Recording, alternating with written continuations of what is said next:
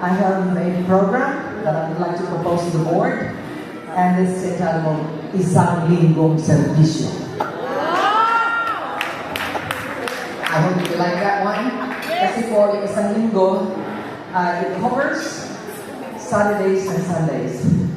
So, normally po, Mondays to Fridays, di po ba?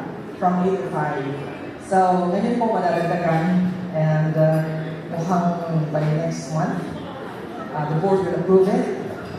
Lahat ng the structure, the mechanics, we're going to finish it by the second week of July.